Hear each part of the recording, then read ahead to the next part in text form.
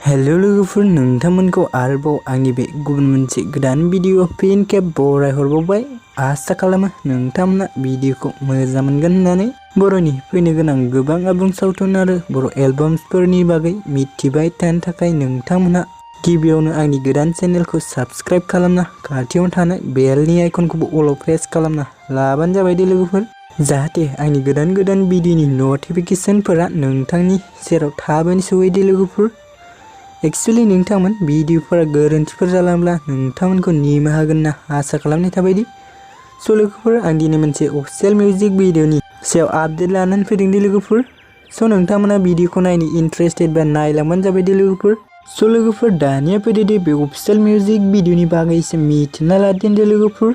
Actually नोंथांमोन बे अफिशियेल music भिडिअखौ महरसा बर' प्रडाक्शन चेनेलाव आपल'ड खालामदों दे लोगोफोर, आरो बे अफिशियेल मिउजिक भिडिअनि टाइटेलानो जाहैबाय सेरे जानजि दे लोगोफोर। स' नोंथांमोना जुदि बे अफिशियेल मिउजिक भिडिअखौ दासिमबो जुदि नायाखै अब्ला आंनि चेनेलनि गेजेरजों नायनो हागोन दे लोगोफोर।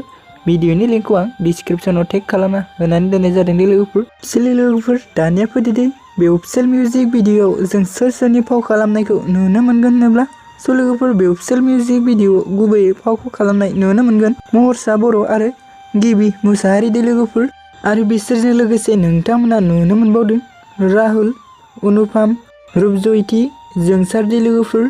एक्चुअली नोंथांमोन बे अफिशियेल मिउजिक भिडिअनि रिलेक्स एन्ड टिउनखौ सोर खालामदों होनोब्ला मैदोमफ्रा बर'आ खालामदों दे लोगोफोर, आरो लोगोफोर बे अफिशियेल मिउजिक भिडिअनि मेथाइखौ रोजाबदों सनजित सिंह बर' दे लोगोफोर। एक्चुअली नोंथांमोन बे अफिशियेल मिउजिक भिडिअनि डाइरेक्शन एन्ड कनसेप्टखौ खालामदों बिजय दे लोगोफोर।